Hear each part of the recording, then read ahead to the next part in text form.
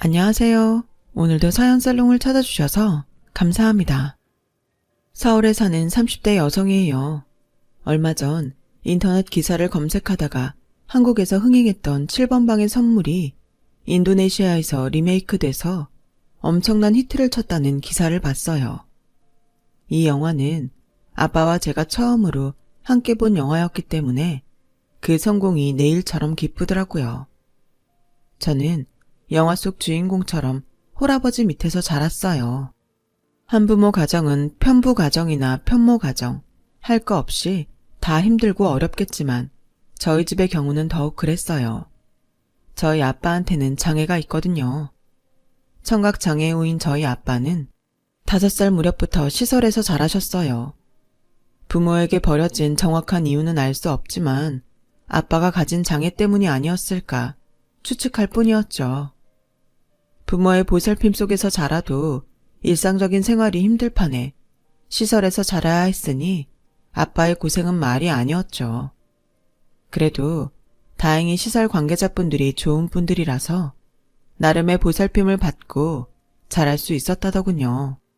시설 원장님의 도움으로 공장에 취직도 할 수 있었고 자원봉사자분들 덕에 시설을 나와 자립할 수 있었어요. 저희 엄마는 아빠의 자립을 도와주었던 자원봉사자 중 하나였어요. 처음엔 그저 안쓰러운 마음에 아빠를 도와주게 되었지만 시간이 지나면서 서로를 이성으로 바라보게 되었고 주위의 염려에도 불구하고 연인관계로 발전하게 되었어요. 장애를 가진 남자와 사귀는 엄마를 보는 주변의 시선은 따뜻하지만은 않았대요. 저러다 조만간 형씨를 직시하고 떠날 거라고 생각했으니까요. 아빠만 불쌍해질 거라고 생각한 거죠. 하지만 그런 시선에도 불구하고 저희 부모님은 결혼을 하게 되었어요. 물론 외가의 반대는 이루 말할 수 없을 정도로 심했어요. 저희 외할아버지는 지방의 유지였어요. 외할아버지 땅을 밟지 않고는 그 지역을 걸어 다닐 수 없을 정도로 땅도 많고 돈도 많은 집이었어요. 엄마가 서울에 있는 대학에 합격하자 할아버지는 아예 서울에 아파트를 구입해서 저희 엄마랑 외할머니가 지내도록 했을 정도니까요. 엄마는 아들만 셋인 집의 막내딸로 태어나 어릴 때부터 부모님과 오빠들 사랑을 독차지하고 자랐대요. 남들이 보기 유난하다 싶을 정도로 외할아버지와 외삼촌들은 엄마를 끔찍이 챙겼고 그 바람에 엄마 옆에는 남학생들이 얼씬도 못할 정도였어요. 저희 엄마를 서울로 유학을 보내놓고는 안심이 안 돼서 외할아버지와 외삼촌들이 번갈아가며 서울 집에 올라오곤 했었다더군요. 그렇게 애지중지 키운 딸이 장애가 있는 남자랑 결혼한다니까 외할머니는 그날로 머리를 싸매고 누우셨어요. 외할아버지께서는 눈에 흙이 들어가도 그 결혼은 안 된다고 윽박지르셨고 심지어 외삼촌들은 저희 아빠를 끌고 가 주먹질까지 하며 동생한테서 떨어지라고 협박까지 했었죠. 하지만 저희 엄마는 이런 반대에도 불구하고 몰래 집을 도망쳐 나와 결혼을 감행했고 그 바람에 엄마는 친정과 등을 지게 되었어요. 가진 것 하나 없이 월세 단칸방에서 신혼살림을 꾸려야 했던 부모님은 결혼식도 없이 18K 금반지를 하나씩 손에 끼고 신혼생활을 시작했어요. 아빠는 타일 보조공 보조를 맡고 있었고 엄마는 전공을 살려 피아노 학원에서 아이들을 가르치고 있었어요. 벌이는 신통치 않아 생활은 넉넉치 않았지만 여느 신혼부부처럼 행복한 신혼생활을 보낼 수 있었죠. 엄마는 결혼하고 1년쯤 지나 저를 가지셨고 선천적으로 몸이 약한 데다 임신 중도까지 겹쳐 고생을 하셨대요. 난상 끝에 저를 낳고 좀처럼 몸이 회복되지 않았던 엄마는 제가 2돌이 지난 지 얼마 안 될 무렵 세상을 떠나고 말았어요. 엄마의 부고를 듣고 한 걸음에 달려온 외할아버지와 외삼촌들은 엄마 영정 앞에서 아빠한테 매질을 했대요. 귀한 내 딸 잡아먹은 놈이 무슨 낯짝으로 여기에 있냐. 죽어라 이놈아. 차라리 네가 죽고 내 딸 살려내라. 딸을 잃은 슬픔에 이성을 잃은 외할아버지의 매질을 아빠는 반항조차 않고 고스란히 맞으셨어요. 아내를 지켜주지 못했다는 자책감과 자식을 잃은 장인에 대한 미안함 때문이었어요. 결국 아빠는 찢기고 터진 얼굴로 엄마의 장례식장을 지켜야 했어요. 하지만 시련은 그때부터였죠. 장례가 끝나고 외할아버지와 외삼촌이 저를 데리고 가겠다고 찾아오셨거든요. 병신놈이 무슨 수로 애를 키워. 네 놈을 생각하면 피가 거꾸로 솟지만 그래도 내 딸이 낳은 자식이니 우리가 데려다 키우겠다. 아빠는 저를 끌어안고 안 된다고 울부짖었고 강제로 저를 뺏으려는 외삼촌을 피해서 밖으로 도망을 쳤어요. 그렇게 며칠 동안 여관방을 전전하며 외가 식구들의 눈을 피했고 얼마 뒤 엄마의 대학 동기인 봉사 동아리 사람들 도움으로 이사를 할 수 있었어요. 그 후로도 제가 자라면서 몇 번이나 아빠와 저는 야반 도주를 해야 했어요. 그 지난한 싸움이 끝난 건 제가 초등학교 5학년이 되던 해였죠. 하루는 수업 중에 선생님이 저를 불러 상담실로 데리고 가셨어요. 거기에는 외할아버지와 둘째 외삼촌이 저를 기다리고 계셨어요. 저희 집 상황을 자세히 몰랐던 담임선생님은 외할아버지를 보고 소스라치듯 놀라는 저를 보고서는 상황이 심상치 않다는 걸 알게 됐고 그제야 저를 등 뒤로 숨기시며 외할아버지와 외삼촌한테 말했어요. 일단 두 분 다 돌아가 주세요. 제가 정민이 아버님과 연락해보고 다시 연락드리겠습니다. 선생님, 얘는 내 외손녀입니다. 할애비가 손녀딸 좀 만나겠다는데 왜 안 된다는 겁니까? 정민아, 이리 오너라. 어서. 제가 바들바들 떨며 소리를 지르자 선생님은 목소리를 높이셨어요. 그만 돌아가시라고 했잖아요. 정민이가 겁에 질린 거 안 보이세요? 안 나가시면 경찰을 부를 겁니다. 이보세요 선생님. 대기 선생이면 선생이지 왜 남의 집 일에 끼어들어요? 내가 제 외삼촌이에요. 제가 내 여동생 딸이라고요. 병신 같은 지 아빠가 우리 몰래 애를 빼돌려서 숨어 사는데 어떻게 가만히 보고만 있습니까? 경찰 부를 거면 부르세요. 우린 겁날 거 하나 없습니다. 결국 그날 이후 아빠는 외할아버지와 법정 싸움을 벌이게 됐어요. 말을 못하는 아빠를 대신해 제가 옆에서 통역을 해야만 했죠. 이제는 오래돼서 기억이 많이 퇴색됐지만 그때 제가 판사님 앞에서 아빠랑 살게 해달라고 아빠랑 부둥켜 안고 울었던 기억이 나요. 그 바람에 법정은 눈물바다가 되었고 외할아버지도 소송을 포기하셨어요. 어린 소녀딸한테 상처 줄 생각은 없었다며 미안하다고 하시면서요. 비록 아빠한테서 저를 뺏어가려고 했던 분이었지만 저를 바라보는 눈에 눈물이 가득한 걸 보니 저도 마음이 편치만은 않았어요. 그래서 외할아버지를 꼭 안아드렸더니 제게 전화번호를 건네시며 언제든 힘들면 찾아오라고 하시더군요. 그렇게 소송은 끝이 났고 저와 아빠는 한 곳에 정착해 살 수 있었어요. 저는 초등학교 고학년이 되고부터는 어지간한 집안 살림은 도맡아 하기 시작했어요. 청소기랑 세탁기 돌리는 건 기본이고 어지간한 찌개랑 반찬도 혼자 할 수 있을 정도였어요. 당시 이모 삼촌으로 불렀던 엄마의 동아리 친구분들한테 배운 거였죠. 은희 이모, 현주 이모, 상철이 삼촌, 명수 삼촌. 모르는 사람이 들으면 저희 부모님한테 형제가 많은 줄 착각할 정도로 많은 이모 삼촌들이 전부 엄마의 동아리 친구들이었어요. 그분들 덕분에 아빠와 저는 명절에도 외롭지 않았고 크고 작은 도움을 받으며 살 수 있었어요. 여름엔 가족끼리 피서도 함께 가고 겨울엔 눈썰매장도 같이 다녔죠. 제가 아빠를 혼자 두고 결혼을 할 수 있었던 것도 다 이모들과 삼촌들이 아빠 곁에 있었기 때문이에요. 그분들이 없었다면 솔직히 결혼은 엄두도 못 냈을 거예요. 남편과 저는 직장에서 만났어요. 같은 회사를 다녔던 건 아니고 제가 다니던 회사가 남편이 다니던 회사의 외주 업체라서 일적으로 종종 만날 기회가 있었거든요. 협업했던 게 성과가 좋아서 그랬는지 손발이 잘 맞아서 그랬는지 서로에 대해 꽤 좋은 인상을 가지고 있었어요. 그러다 회식 자리를 몇 번 같이 하면서 사적인 대화를 나누게 되었고 썸을 타다가 사귀게 되었죠. 남편은 일남이녀 중 장남으로 독립심도 강하고 책임감도 있는 사람이었어요. 회사 내에서 평판도 좋았고요. 전형적인 한국 남자 스타일로 저에겐 애교도 부리지만 여동생들 앞에서 세상 근엄한 오빠처럼 굴었죠. 저랑 데이트 중에도 여동생들한테 전화해 일찍 다니라고 잔소리를 퍼부어댈 정도로요. 한 번은 극장에서 우연히 둘째 여동생과 마주쳤는데 남자친구랑 팔짱을 끼고 있는 모습에 얼굴이 울그락불그락 변하더라고요. 그리고는 여동생을 끌고 가선 기어이 한 소리 하더군요. 야, 이 기집애야. 세상 남자들은 다 늑대야. 아빠랑 오빠 빼곤 다 늑대란 말이야.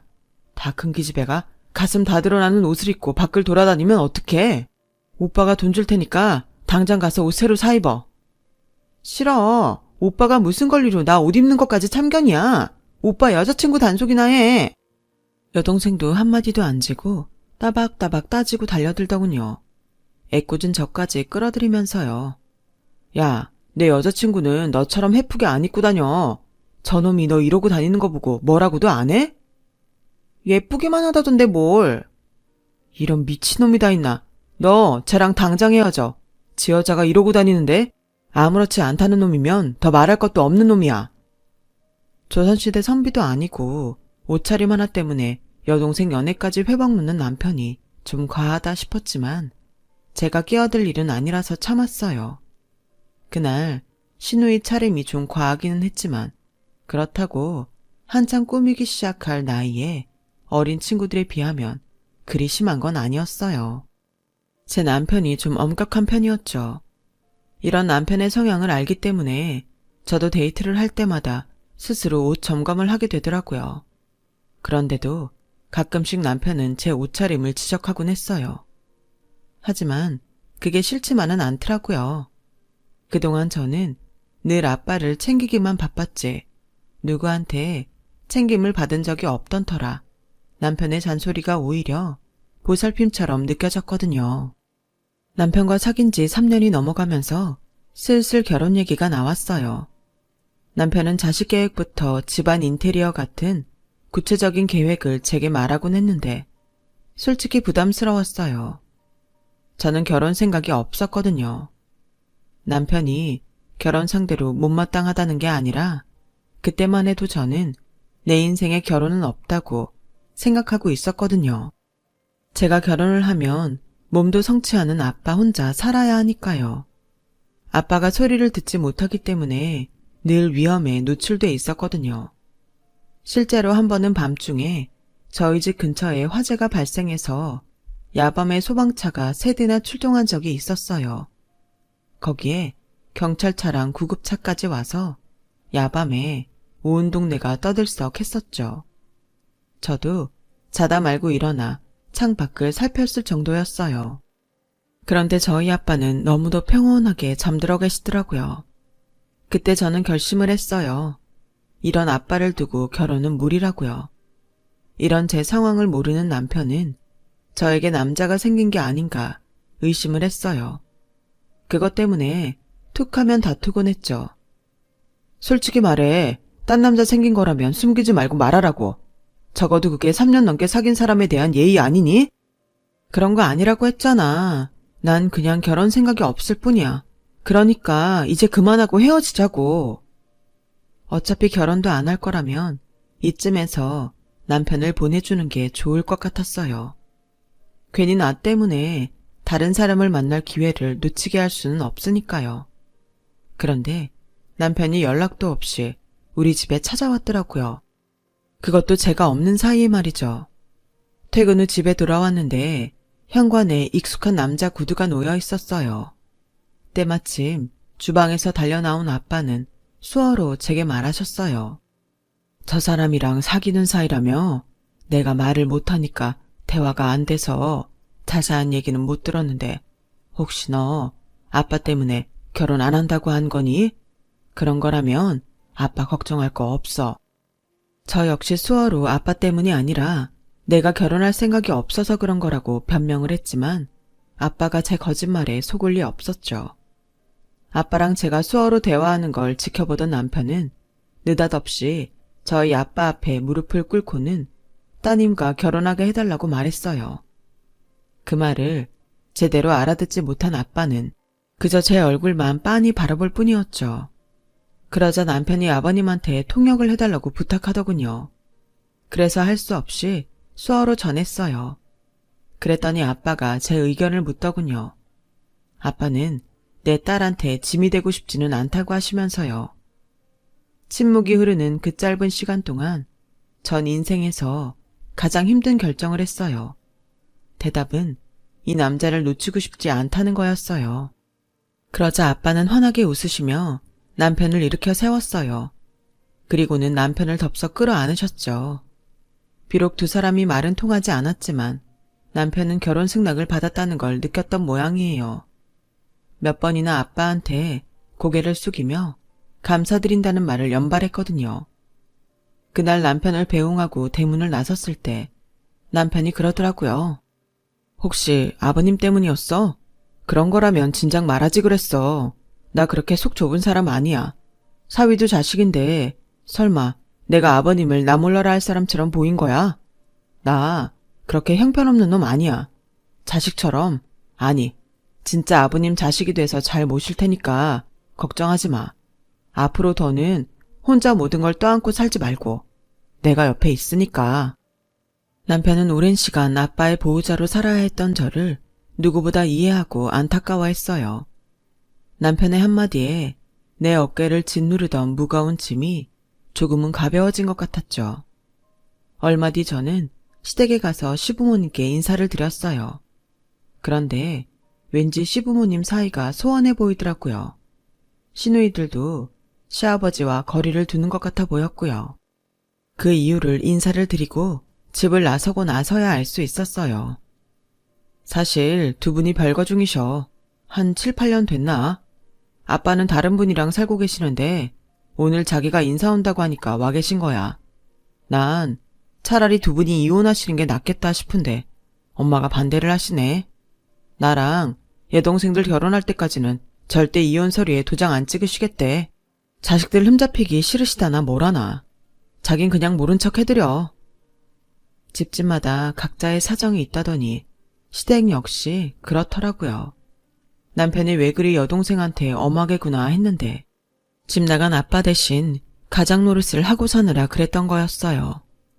저만큼이나 버거운 인생을 살았던 남편을 생각하니 왠지 안쓰럽더라고요. 그래서 나라도 남편한테 힘이 돼줘야겠다고 생각했어요. 양가 부모님께 인사를 드린 이후 본격적으로 결혼 준비를 시작했어요. 가장 큰 문제는 결혼식장이었죠. 우리 쪽은 하객도 별로 없고 해서 내심 조촐하게 식을 올렸으면 했지만 제 생각만 할 수는 없잖아요. 남편네는 친척도 많고 거기다 남편이 장손이라서 하객이 많았거든요. 거기다 시어머니께서 그동안 축의금 낸 걸 회수하겠다는 의지가 강해서 꽤 규모가 있는 식장을 골라야 했어요. 결혼식 날짜를 잡고 청첩장이 나오자 아빠는 남편과 함께 외할아버지를 뵙고 오라고 하셨어요. 유일한 집안 어른이신데 직접 찾아뵙고 청첩장을 전해드리라고요. 예전에 안 좋은 기억이 있던 저는 썩 내키지 않더라고요. 솔직히 남편한테 불편한 저희 집 상황을 알리는 게 창피하기도 했고요. 그래서 남편이 회사 일로 바빠서 시간이 안 된다고 둘러대고는 전화로 할아버지께 결혼 소식을 알렸어요. 할아버지는 저희 집 형편 뻔히 아는데 변변한 혼수나 준비할 수 있겠냐시며 결혼 비용을 대줄 테니 계좌번호를 부르라고 하셨어요. 사람 구실 못하는 네 애비가 해주면 얼마나 해주겠니? 내가 나서야지. 그러니 계좌번호라 불러라. 할애비가 결혼 비용은 대줄 테니까. 저희 아빠를 두고 사람 구실 못한다는 말에 화가 난 저는 버럭 질렀어요. 싫어요. 저 할아버지한테 돈 받을 생각 없어요. 오늘 전화드린 건 아빠가 하도 닥달하셔서 할 수 없이 전화드린 거예요. 다른 뜻 없으니 오해 마시라고요. 그리고 저희 아빠요. 저 남 못지않게 키우셨어요. 결혼 비용도 아빠가 충분히 해주셔서 부족할 거 없이 다 준비했고요. 저희 아빠 할아버지한테 사람 구실 못한다는 소리 들을 이유 없는 분이라고요. 더 길게 통화했다가는 기분만 더 상할 것 같아서 전화를 끊어버렸어요. 그리고 남편한테는 외할아버지에 대한 얘기는 꺼내지도 않았어요. 2개월 뒤 외할아버지가 큰삼촌 내외와 결혼식장에 오셨더라고요. 아빠는 외할아버지 앞에서 고개도 못 들고 안절부절 하셨죠. 외할아버지는 그런 아빠를 여전히 못마땅한 눈으로 바라보셨고요. 패백을 마치고 식당에 올라가 남편과 하객분들을 찾아다니며 인사를 했는데 외할아버지가 제 손을 잡고는 눈물을 글썽이셨어요. 네 엄마랑 똑 닮았구나. 지난번엔 할애비가 잘못했다. 마음에 두지 말고 언제든 꼭 한번 할애비한테 찾아와라.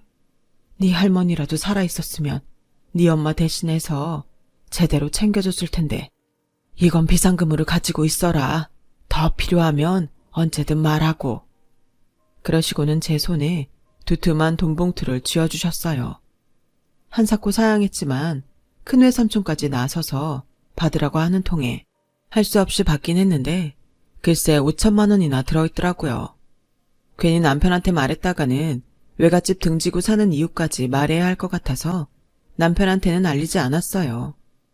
신혼집은 가급적 시댁에서 먼 곳으로 잡으라는 주변에 조언이 있었지만 워낙 시어머니의 반대가 심해서 결국 시댁 근처로 구하게 되었어요. 집이 가까운 것도 걸리는데 하루가 멀다 하고 어머님과 시누이들이 저희 집에 찾아오곤 했죠. 말로는 남편 먹일 반찬을 가지고 왔다고 하지만 온 집안을 샅샅이 살피는 게 마치 제가 살림을 제대로 하고 사는지 감시하는 것 같았어요. 언니, 섬유유연제 어디 갔어요? 우리 오빠는 프로랄 향은 싫어하는데? 세아가, 지난번에 갖다 준 물김치는 왜 아직 그대로니? 우리 애는 그거 없으면 밥 못 먹는데? 끼니 때마다 좀 꺼내주지 그랬어. 아이고, 이건 뭐냐? 넌 반찬마다 참기름을 들이붓니? 우리 앤 담백한 거 좋아해. 이런 걸 어떻게 상에 올려? 죄다 버려야겠다. 빨래부터 냉장고 정리까지 틈만 나면 와서 참견을 하는데 내가 분가를 했는지 시집살이를 하는지 분간이 안 갈 정도였어요.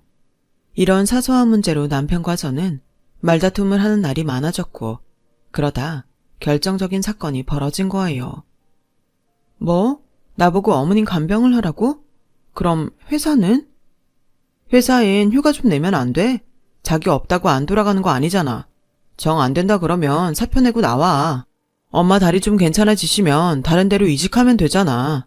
솔직히 자기네 회사가 대단한 것도 아니고 웹디자이너는 취직도 쉽잖아. 자기 지금 그걸 말이라고 해?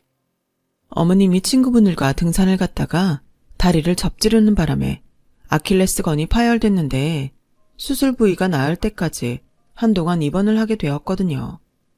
퇴원을 한 후에도 몇 개월은 목발을 짚고 다녀야 한다며 저보고 어머님 간병을 하라지 뭐예요.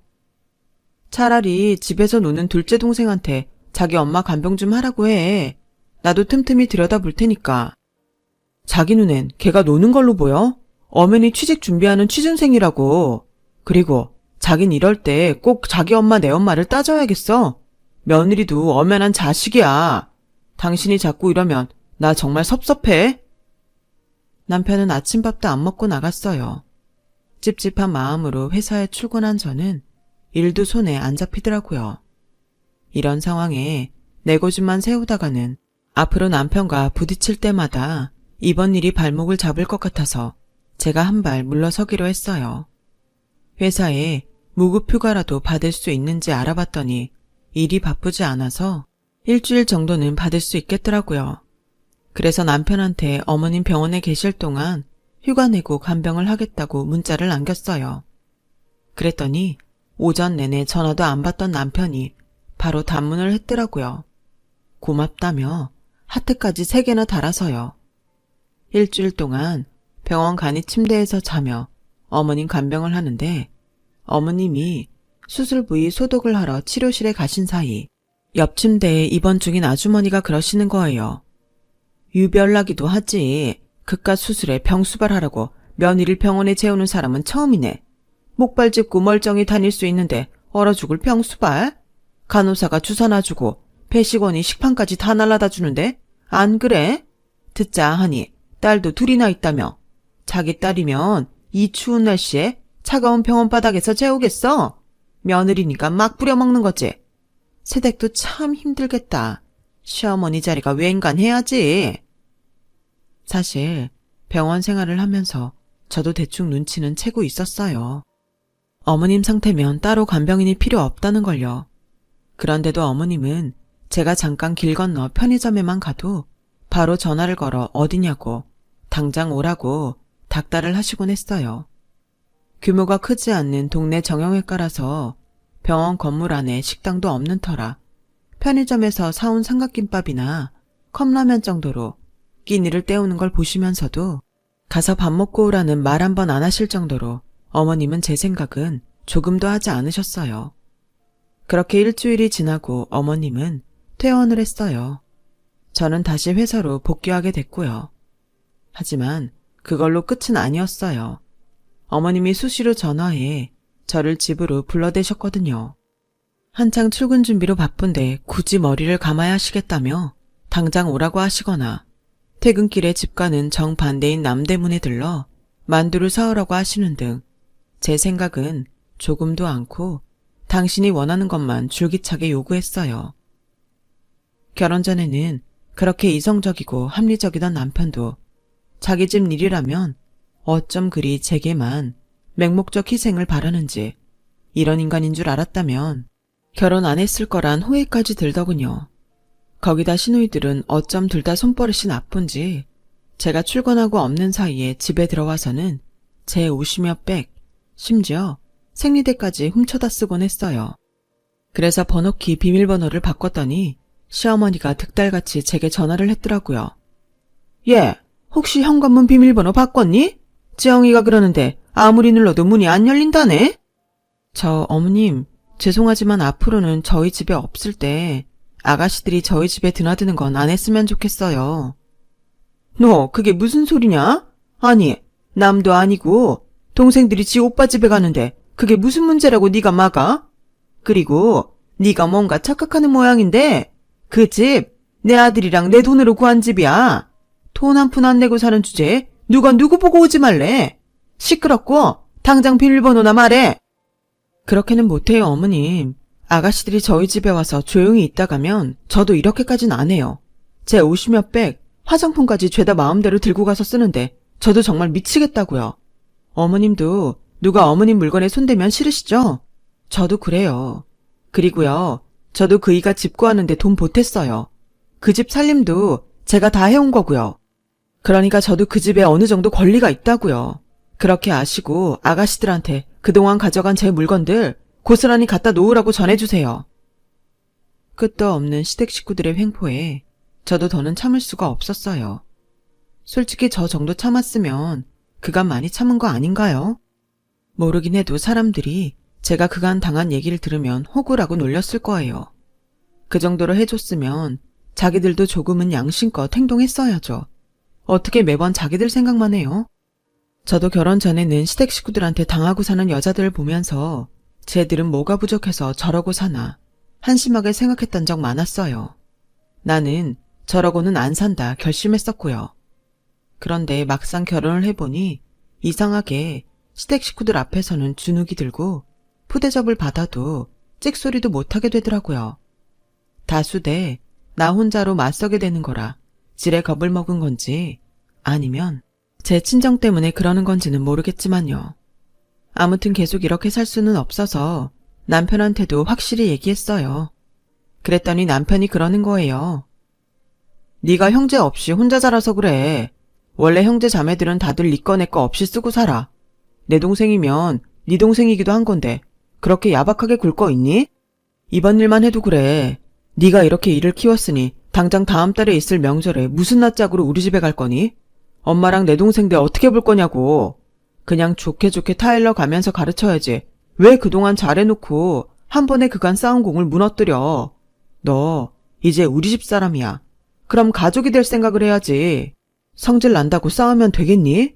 내 동생들이 잘했다는 게 아니라 너도 행동에 문제가 있다는 얘기야.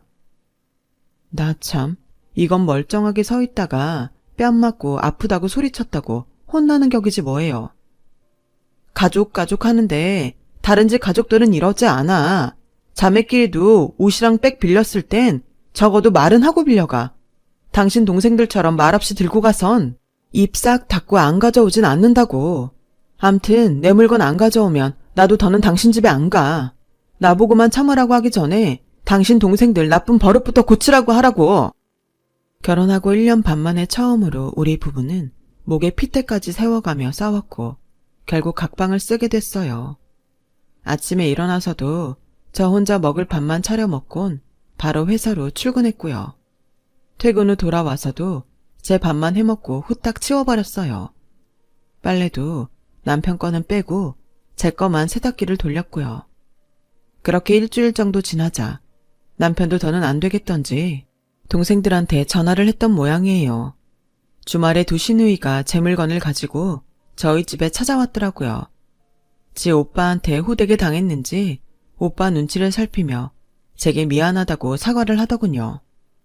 그래서 앞으로는 절대 이런 일 없게 해달라고 주의를 주곤 끝냈어요. 시누이들이 돌아가자 남편은 캔맥주를 건네며 미안하다고 사과를 하더군요. 어머님한테도 말씀드렸으니 앞으로는 우리가 없는 시간에 함부로 집에 오는 일은 없을 거라고 했어요. 비록 각방까지 쓰며 크게 싸우긴 했지만 결과적으로는 잘한 일이었다고 생각했어요. 늦었지만 이제라도 제 권리를 누릴 수 있게 됐으니까요.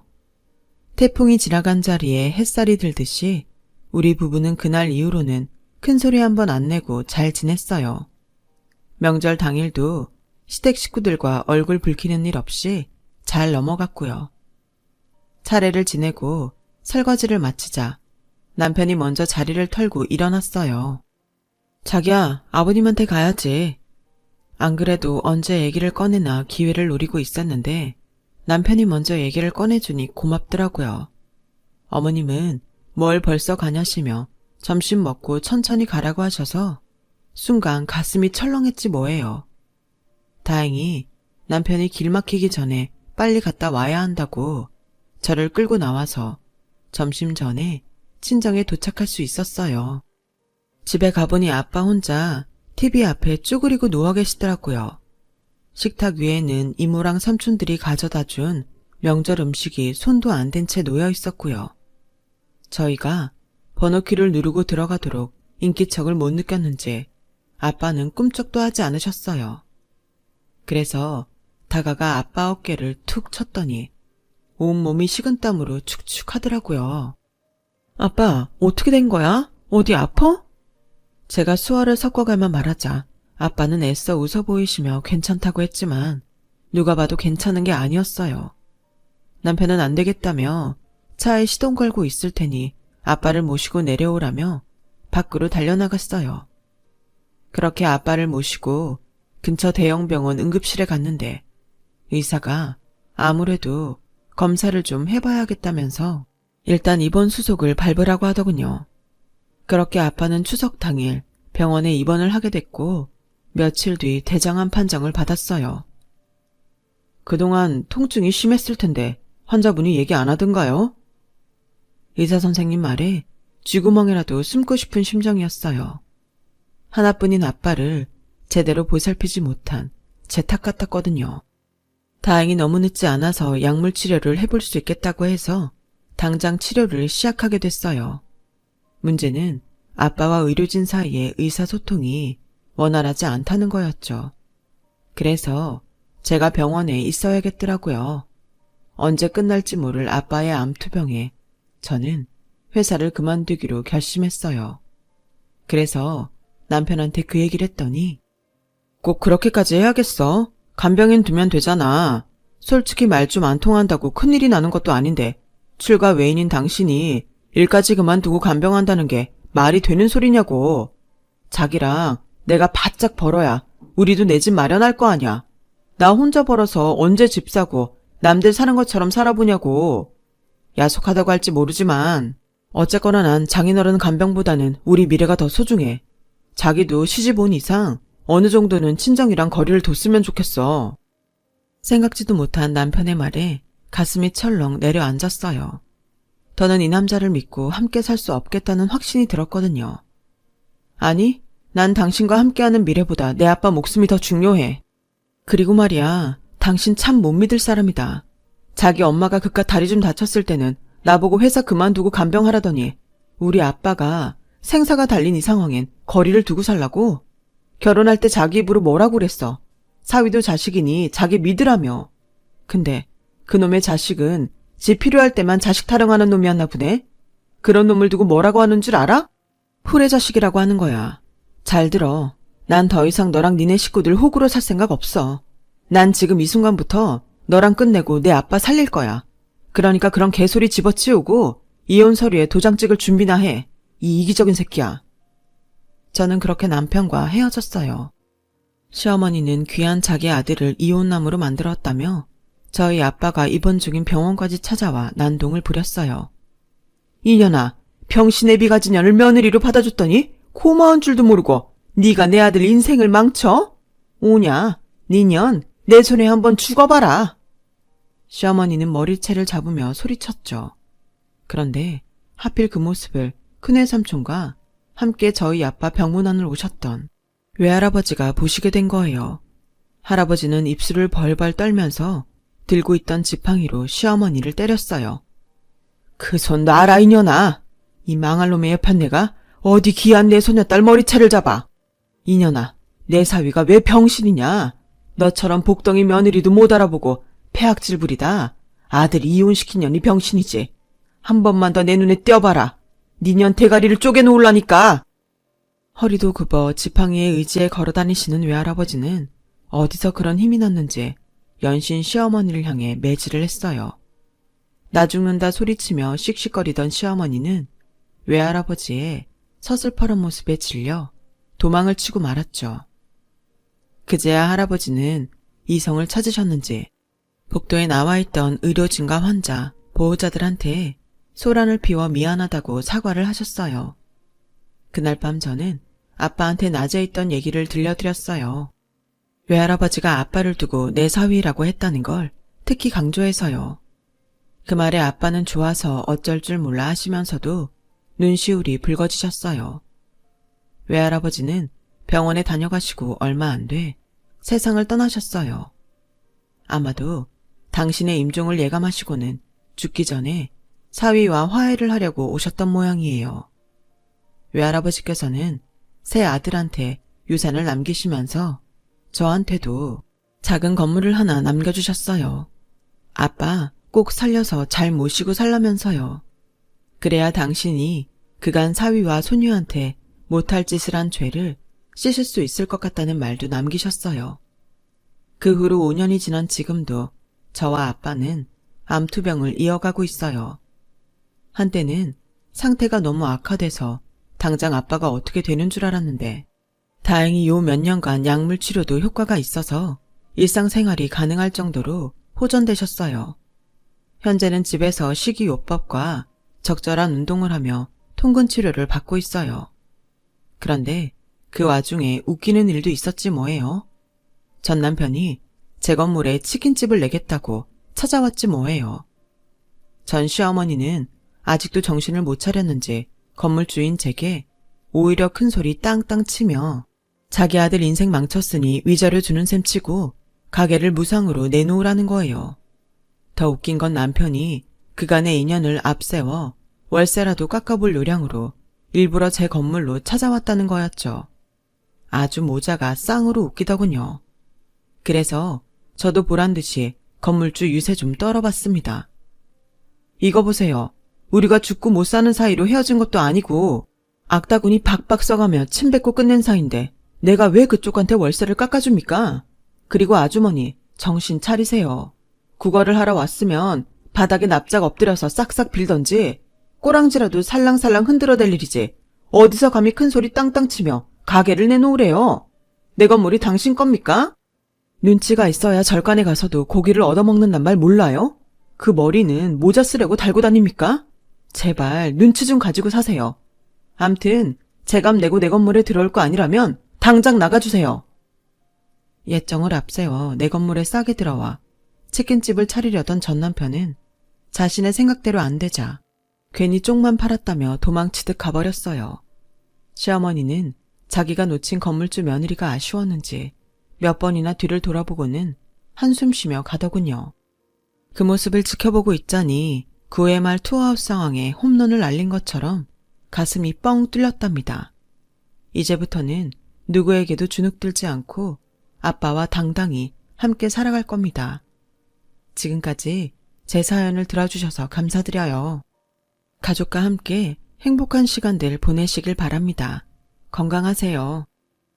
여러분, 사연 댓글에 응원과 현명한 조언 부탁드려요. 좋아요와 구독은 저에게 큰 힘이 됩니다. 오늘도 좋은 일 가득하세요.